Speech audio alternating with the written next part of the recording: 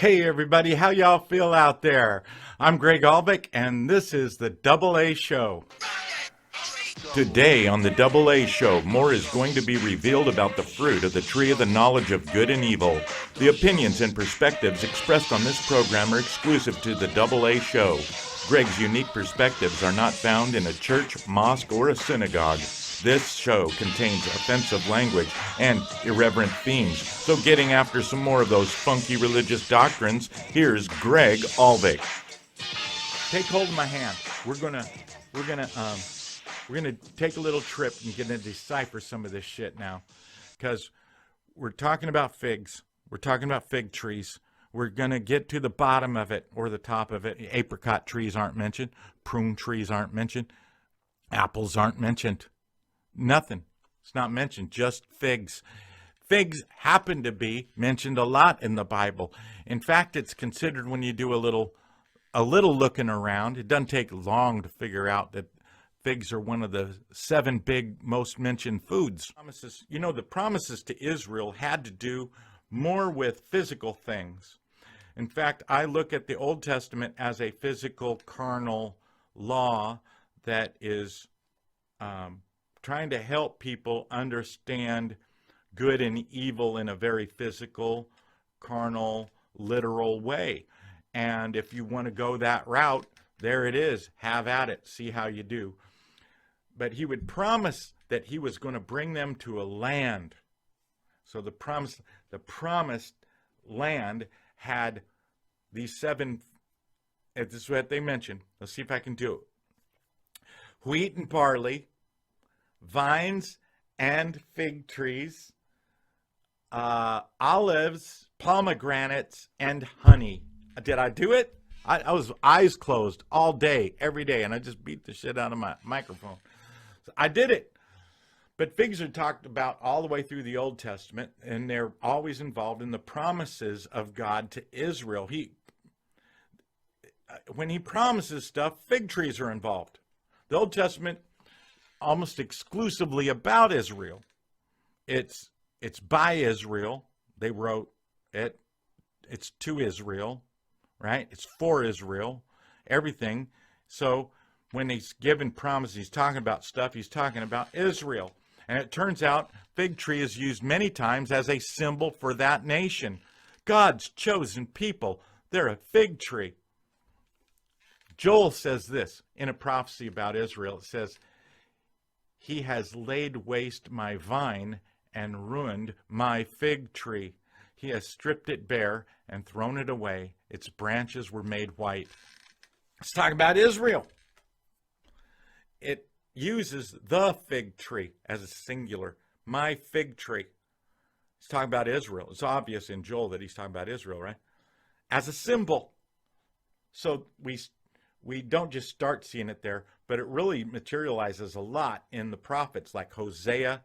"I found Israel like grapes in the wilderness. I saw your fathers as the first fruits on the fig tree in its first season." Wait, just trip out with me for a second. The fig tree in its first season, the first fruit picked off a fig tree ever was the fruit Adam ate. Wasn't it? The first fig tree, the first fruits on the fig tree in the first season. That's what it says. No shit. Okay, I'm going to keep going. The fig tree is a sign of Israel. Israel's God's chosen people. So God promises you're each going to have your own fig tree. What kind of? And you get to have a fig tree and you get to sit under it. That's his promise. Doesn't that sound great? Not really. He promised that if they could get their shit together, one of their blessings would be, here you go. You get a fig tree. You ever give your kid a present that they did, like, they wanted a toy or something, and you got them something like socks or some shit they didn't want, something practical. You got them something practical. Here you go. What is it? It's a fig tree. A what? A fig tree. I'm serious. You're going to love it. It's, you got to be kidding me. You got to be kidding me. I don't want to. Would you just give it a chance? Go sit under it. Fuck. Listen, just so you know, I don't hate Israel. I love Israel. And I have nothing against the Jews or Judaism. I use a Jewish book, Bible, for Christ's sake, which is kind of a funny way to say that. These things are agreed upon, easily understood, easy to see in the Bible. Fig tree, symbol, Israel. Jews and Christians alike, both, not everyone, but a lot of people agree the fig tree is a metaphor for Israel. That's not that hard. That's more easy to find out than what the fruit is on the tree of the knowledge of good and evil. So Hosea said, when I found Israel, it's like finding grapes in the desert. When I saw your ancestors, it was like seeing the early fruit on the fig tree. I can't believe this. In 1 Kings, Judah and Israel lived in safety, every man under his vine and his fig tree, all the days of Solomon. Listen, that sounded like promise kept. You get your own fig tree, but in the days of Solomon, it happened. Every man lived, in both Judah and Israel, lived under their own fig tree. Promise kept. Get off my back. I gave you what I promised you. Warnings are given to Israel about their God bringing destruction against them. A lot. There's a whole lot of the prophets, which is weird to have a book for Israel, by Israel, written by them. Prophets wrote about it, but the prophets were scathing against Israel. They're like saying, you guys suck. So much of the prophets, you suck. You're the worthless. And God thinks you're worthless. And God wants, you're a whore. Says it all. You're a harlot. You're playing the adulterer with every nation you ever come in contact with. You start worshiping idols with all of them. You're just a whore. And so what does God say when he brings the judgment? God says, I'm going to empty your fig trees. I'm going to strip them. I'm going to make them bare, fruitless. Joel says it.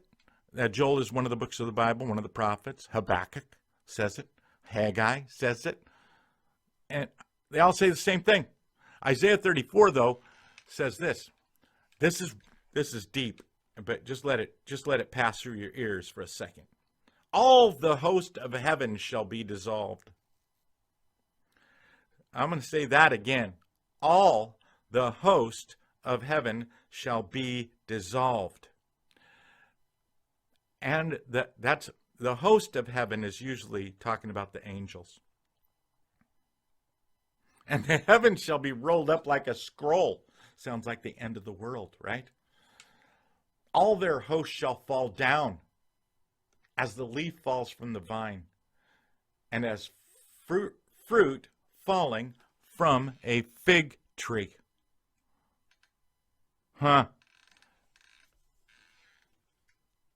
As fruit falling from a fig tree. So what fruit would that be? If you read the Bible a lot, you can't ignore. It's a repetitive thing. I don't need to make the point anymore, but I have plenty of examples here. Just, if you read it, you're just going to go, wow, what's up with Israel and fig trees? They're always being coupled in here with fig trees, being told they're my fig tree. It really gets interesting, though, because I think we need to hold off and show you what Jesus reveals about this very subject during his ministry and toward the end of his ministry, and it's going to blow your mind. So come back and talk to me. I think it'll take me less than a week to get the next video out, and I appreciate you watching today. And keep in mind, I've got a book I wrote called The Parable, Rescuing the Bible from the Clutches. So if you get this book and you look into it, it's quite a revelation all the way through my religious and going beyond my religious experiences into the spirituality that I found and walk in today, which is a lot better, I promise. So anyway, the parable, Rescuing the Bible, and it's written by this guy, Greg Aalvik. See that? That's me. So they get to see the AA show. And for you, you get to see the AA show while you're drinking. If you're right-handed, it works the same way. It's almost like magic. It makes sense now, doesn't it? Double.